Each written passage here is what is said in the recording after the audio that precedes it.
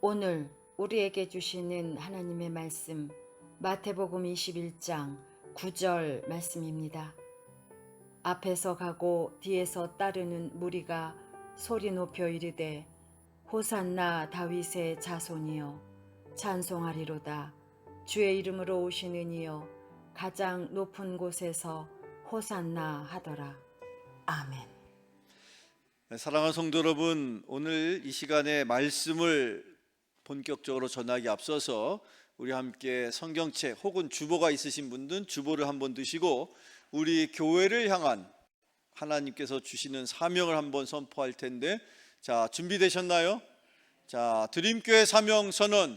우리는 세상을 향한 하나님의 꿈을 위해 예배와 교육을 기초로 선교를 지향한다.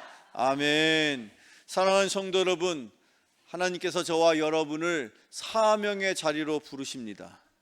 바라기는 그 사명을 통해서 하나님을 영화롭게 하는, 하나님에게 영광을 돌릴 수 있는 저와 여러분과 여러분의 가정과 우리 교회가 되기를 주님의 이름으로 축원합니다. 오늘 제가 준비한 이 말씀 마태복음 21장 9절, 이 말씀은 예수님께서 일찍이 3년의 공생애의 마지막 단계에서 예루살렘 성에 입성하실 때의 장면을 우리에게 전하고 있습니다. 3년 동안 이스라엘 전역을 다니시면서 많은 기적과 이사와 놀라운 일들을 펼치셨습니다. 그 가운데는 물로 포도주를 만드시기도 하고, 심지어 죽었던 나사로를 일으키시는 그런 놀라운, 도저히 인간으로서는 행할 수 없는 기적의 모습을 보여주셨습니다. 그 소문이 이스라엘 백성 전역에 퍼지게 되었죠. 그러던 중에 예수님께서 이제 마지막 사역이신 십자가 사명을 감당하시고자 예루살렘 성에 입성하신다는 소문을 듣고 당시 이스라엘 백성들이 예루살렘 성을 중심으로 많이 모이게 되었습니다. 그리고 그때 예수님의 입성을 환영하던 이스라엘 백성들이, 그 군중들이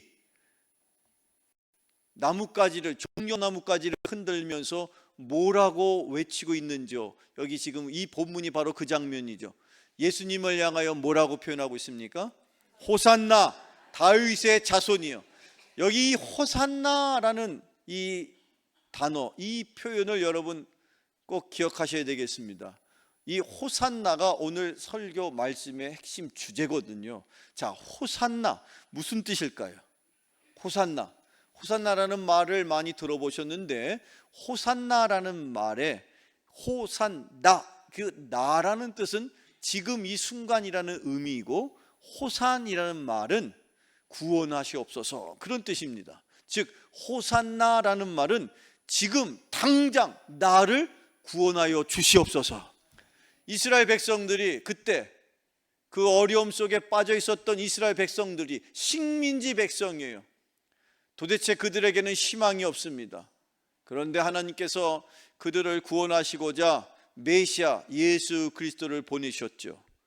당시 예수님께서 행하신 모든 일들을 통해서 그들이 기대하고 고대했던 그 메시아가 바로 예수님이 아니겠느냐, 그런 생각을 갖고 예수님을 향하여 우리를 지금 구원하여 주시옵소서, 그렇게 선포할 때에 주님께서 그들을 구원하시고, 또한 뿐 아니라 저와 여러분을, 지금 이 순간 살고 있는 저와 여러분을 구원하여 주셨음을 믿으시기를 축원합니다.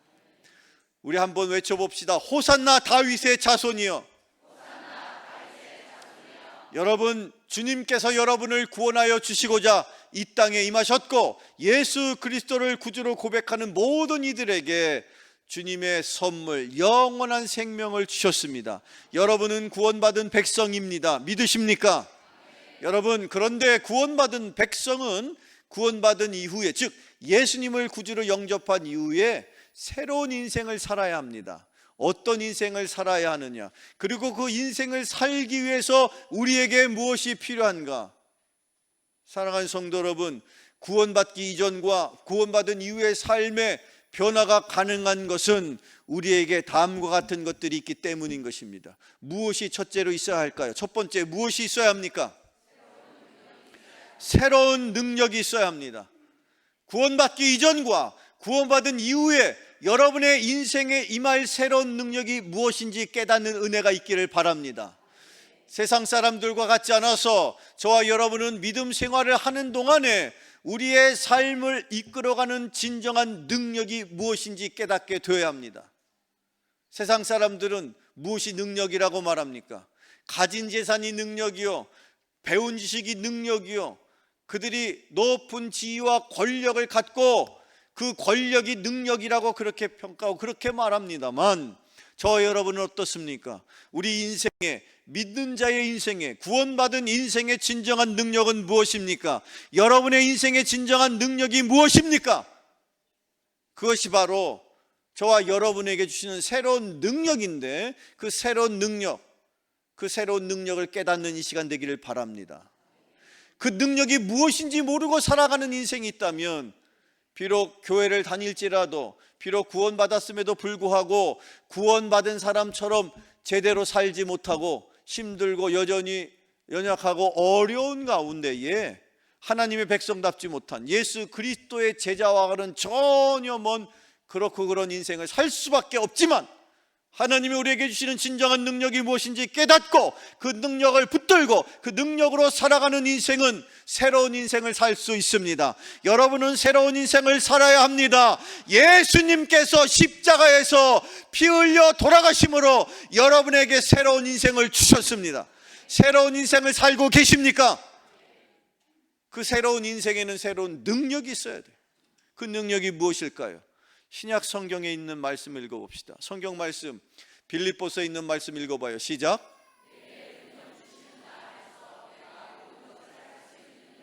믿으십니까? 저를 따라 선포합시다. 내게 능력 주시는 자 안에서 내가 모든 것을 할 수 있느니라. 믿으십니까? 분명히 여러분은 주님 안에서 모든 것을 할 수 있습니다.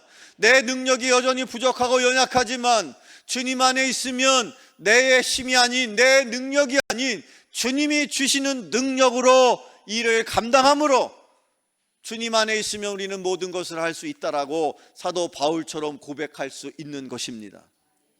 그런데 여기서 내게 능력 주시는 자 안에서라는 기본 전제가 있어요.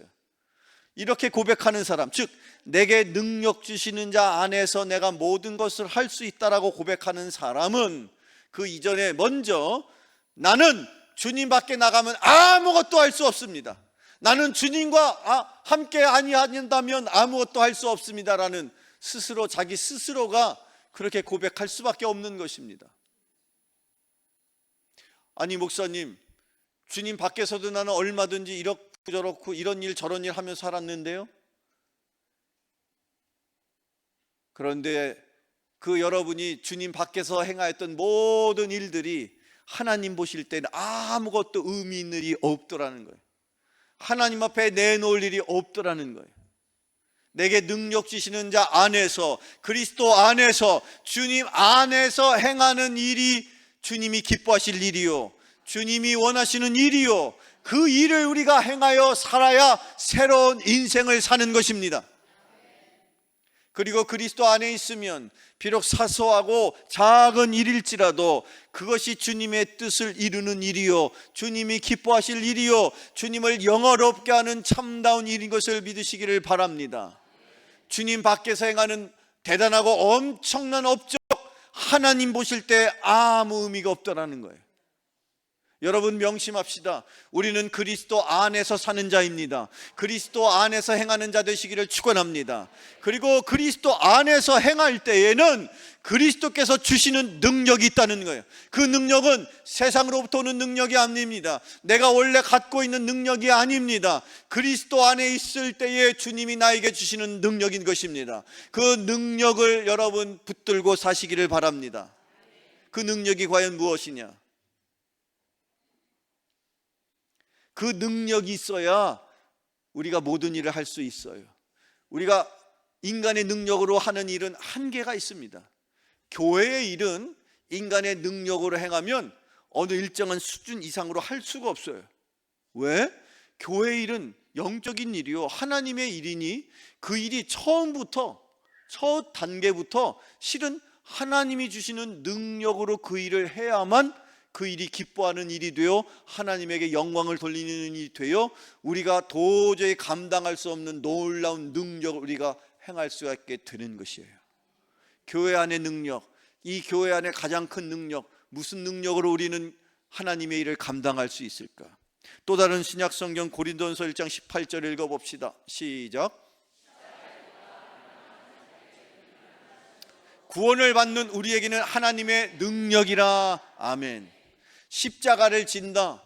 세상 사람들은 손가락질하고 야, 너 지금 무슨 뚱딴지 같은 소리를 하냐? 지금 혼자 살기도 어려운데 네가 그런 십자가를 진다고? 네가 그런 일을 감당한다고? 그런데 성도 여러분, 성경은 정확하게 말하고 있습니다. 저 십자가의 도를 하나님의 능력이라고.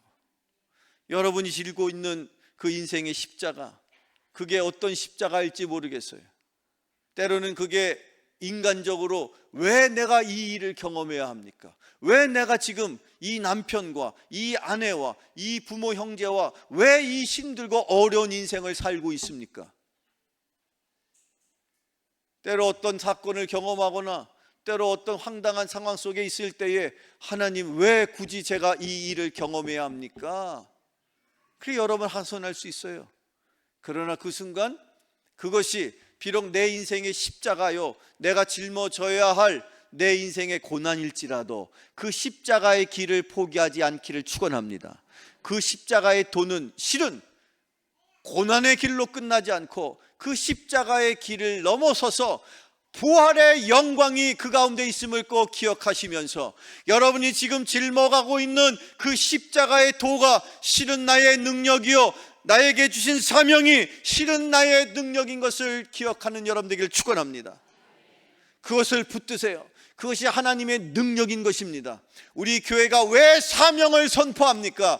그 사명이 예배와 교육을 기초로 선교를 지향해야 되는 그 교회의 사명이 십자가의 길이요 고난의 길이요 우리 교회가 얼마든지 누리고 얼마든지 즐겁고 얼마든지 편하게 신앙생활할 수 있는데 왜 우리가 굳이 고생하고 왜 우리 굳이 어려움을 자초하면서 예배와 교육을 기초로 선교를 지향한다고 왜 그것을 선포하며 우리의 사명을 다시 한번 다짐하고 다짐해야 하느냐?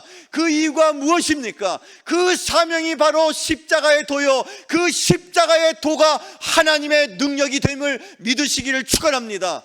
여러분의 능력, 십자가를 질 때에 하나님의 능력이 여러분의 인생에 임할 것입니다. 십자가를 내려놓는 순간 하나님의 능력도 나에게서 떠나갈 것입니다. 힘들고 어려워도 십자가를 지십시오. 사명을 지십시오. 사명을 붙드세요. 그 사명과 함께 능력을 주십니다. 그 능력으로 우리는 살 때에 내게 능력 주시는 자 안에서 내가 모든 것을 할 수 있느니라. 그 고백이 사도 바울의 고백만이 아니라 저와 여러분의 고백이 될 줄로 믿습니다. 이렇게 우리는 구원받은 자로서 새로운 능력의 삶을 살아야 하는 것입니다. 두 번째, 또 우리는 어떤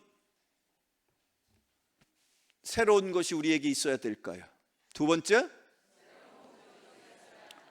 새로운 인생을 살기 위해서는 새로운 능력뿐만 아니라 새로운 인생의 목적이 있어요. 여러분이 과거에 구원받기 이전에 예수님을 내가 깊이 알기 이전에 어떤 인생의 목적으로 살아왔습니까? 여러분은 어떤 인생의 목적이 있었습니까? 바라기는 오늘 이 순간 이 자리에 함께하는 저와 여러분에게는 구원받은 백성으로서 구원받은 삶으로서 새로운 인생의 목표를 새로운 인생의 목적을 붙들고 살아가는 인생 되기를 축원합니다. 여러분의 인생의 새로운 목적은 무엇이 되어야 할까요? 성경 말씀 읽어봅니다. 히브리서 11장 6절에 이르기를 같이 읽어 시작. 하나님께 나아가는 자는 반드시 그가 계신 것과 또한 그가 자기를 찾는 자들에게 상 주시는 이심을 믿어야 할지니라. 아멘. 여러분 상 받는 인생 되기를 축원합니다. 하나님 앞에 칭찬받는 인생 되기를 축원합니다. 세상 사람 앞에 비난을 받을지라도 하나님께 칭찬을 받는 인생, 세상 사람들 앞에는 내세울 것이 없어도 하나님으로부터 받는 하늘의 상급을 바라는 여러분 되기를 축원합니다. 여러분의 인생의 진정한 상, 하늘로부터 오는 그 상, 사람이 인정하는 상이 아닙니다. 하나님이 인정하는 상, 그 상 받는 여러분 되기를 축원합니다. 어떤 사람에게 하나님이 그 상을 주십니까? 세상 사람들이 주는 상과 같지 않아서 하나님이 주시는 상은 하나님을 기쁘시게 하는 자에게 주신다. 하나님은 뭘 기뻐하실까요? 여러분의 인생에서 엄청나고 대단한 것 뭐가 되었든지 하나님, 제가 이런 일을 했고요, 이렇게 살고 있고요, 이렇습니다. 제 집 좀 보시고요, 저희 자녀들 좀 보시고요, 제가 하는 사업도 좀 보시고요. 하나님 기쁘시죠? 하나님 과연 여러분의 인생의 모습 가운데 뭘 보고 기뻐하기를 원하실까요? 믿음인 것입니다. 왜 그럴까요? 돈도, 권력도, 명예도, 직분도, 어떤 것도 다 여러분 애쓰고 힘쓰면 얻을 수 있어요. 노력하면 얻을 수 있어요. 세상으로부터 우리가 최선을 다하면 얻을 수 있어요. 그러나 유일하게 하나님께서 선물로 주시는 유일한 것, 그것은 믿음인 것입니다.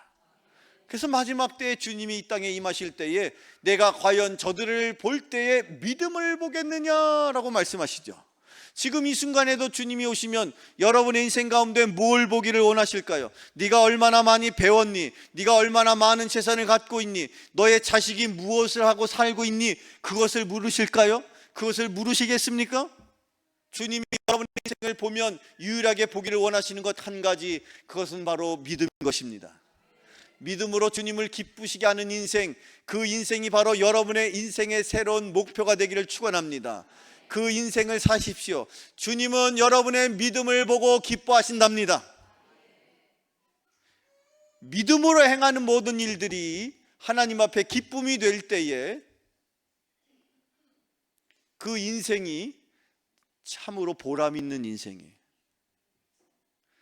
평생 여러분 비록 물질적으로나 또는 여러 가지 사회적으로나 부족하고 연약한 그런 인생을 살았어도 믿음을 붙들고 살았던 인생, 심지어 예수님은 거지 나사로를 향하여서 저 나사로가 평생 거지로 살았어도 지금은 하나님의 품에 있지 않느냐, 네가 세상을 사는 동안에 부귀영화를 많이 누렸어도 내가 너와 상관없는 인생을 네가 살았으니 너는 지옥에서, 불타는 지옥에서 그렇게 고통 가운데 살고 있지 않느냐.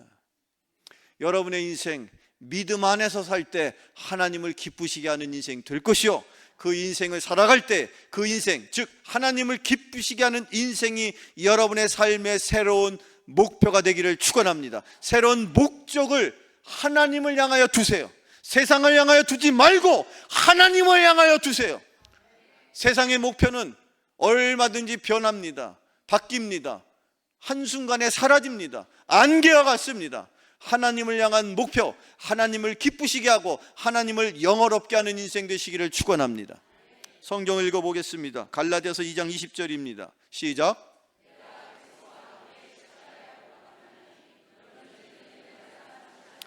오직 내 안에 그리스도께서 사시는 것이라.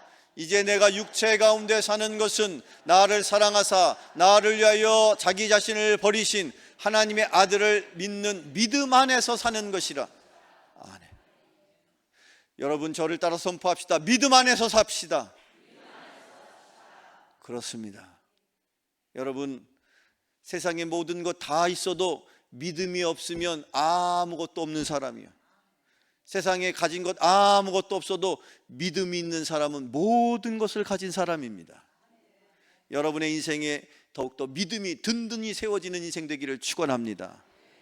이렇게 우리는 새로운 삶의 목적을 분명하게 붙들 때에 하나님을 영화롭게 기쁘게 하는 인생을 살게 될 것입니다. 끝으로 세 번째, 자, 우리가 구원받은 사람으로서 새로운 인생을 살려면 첫째는 무엇이 있어야 했습니까? 새로운 능력이 있어야 합니다. 두 번째, 새로운 목적이 있어야 합니다. 그리고 세 번째, 새로운 변화가 있어야 합니다. 예수님을 여러분 스스로 구주로 고백할 때에 여러분의 영혼 속에, 여러분의 심령 속에 예수님의 영인 성령님이 임하십니다. 그 성령님 임한 사람에게는 그의 삶의 변화가 일어납니다. 성경 읽어봅시다. 에베소 4장 13절입니다. 시작.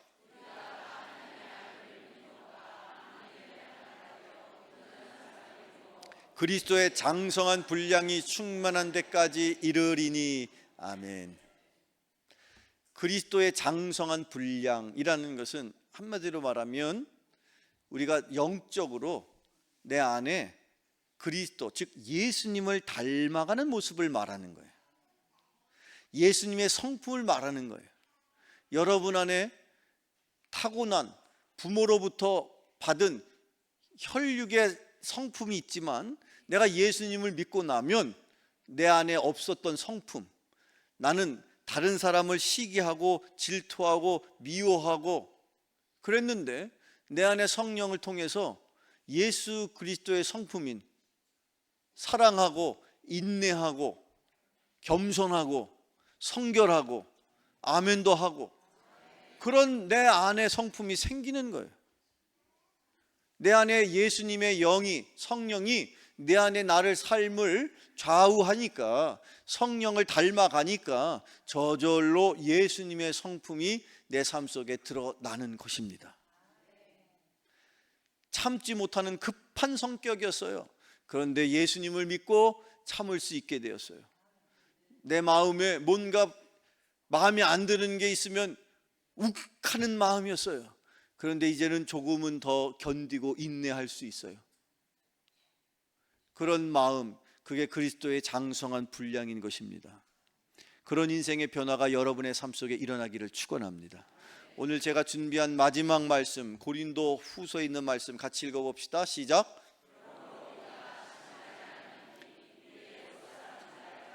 우리의 속사람은 날로 새로워지도다. 아멘. 이 겉에 있는 사람은 언젠가는 나이 들고 태어나서 성장하지만 나중에는 병들고 결국에는 저기 성경에 표현되어 있는 것처럼 낡아진다, 그렇게 표현되어 있어요. 사람의 몸이 낡아진답니다. 뭐 어떤 분들은 그냥 농담 반 진담 반으로 제가 연식이 좀 오래되어 가지고요. 보통 연식이라는 말은 무슨 자동차라든지 뭐 그런 어떤 기계 장비 같은 거를 표현할 때 연식이라고 말하잖아요. 그런데 사람 스스로도 자기가 자기 그 외모로부터 건강으로부터 어떤 밖으로 드러나는 모습이 점점 나이가 들더라는 것이죠. 이거는 누구도 부인할 수 없고 누구도 거부할 수 없는 것인데, 그러나 우리가 꼭 기억해야 될 것은 그럼에도 불구하고 인간은, 예수 그리스도를 영접한 주의 백성은, 구원받은 사람은 그 삶 속에 새로운 사람이, 새로운 인생을 살기 시작합니다. 여러분 안에 새로운 사람이 등장했어요. 여러분 안에 속사람이 살고 있단 말이에요. 그리고 놀라운 것은 그 속사람, 여러분 안에 새롭게 태어난 속사람이 진정한 여러분의 모습입니다. 겉모습은 가짜예요.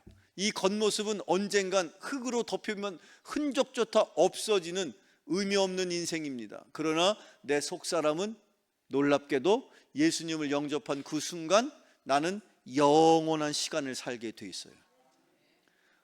그래서 나날이 새로워지는 거야. 여러분의 속사람은 절대 나이 들지 않습니다. 물론 성숙이 멈춰 있는 동안은 있겠으나 절대로 여러분의 영혼은 뒤로 물러서는 법이 없습니다. 여러분의 영혼은 어제보다 오늘이, 오늘보다 내일이 하루하루 더 새로워지는 인생 살고 있습니다. 여러분의 속사람, 그 속사람이 진정한 여러분의 모습인 것입니다. 그 속사람이 더욱 강건해지기를 축원합니다. 그 속사람에게 놀란 능력이 임하기를 축원합니다. 그 속사람의 변화를 내가 경험하고 있다면 나는 구원받은 자요, 구원받는 삶을 살아가고 있는 새로운 인생이 되는 것입니다. 오늘 주신 말씀을 꼭 기억하셔서 영원토록 변함없이 새로운 인생을 살아갈 수 있는 저와 여러분 되시기를 축원합니다. 새로운 능력으로 살아가시기를 축원합니다. 새로운 삶의 목적을 붙들고 살아가시기를 축원합니다. 어제보다 오늘이 내일이 더욱 날로 새로워지는 일신울신 우일신할 수 있는 저와 여러분 되시기를 주님의 이름으로 축원합니다. 기도하겠습니다. 거룩하신 하나님, 오늘 말씀을 통하여 새로운 인생의 길을 보여주시오니 감사드립니다. 십자가의 능력이 나의 능력이 되게 하여 주시옵소서. 온전한 믿음의 삶을 살아 하나님의 기쁨이 되는 인생이 되게 하여 주시옵소서. 그리고 날마다 변화되어 주님을 닮아가는 새로운 인생을 살아가게 하여 주시옵소서. 예수 그리스도 이름으로 기도하옵나이다. 아멘.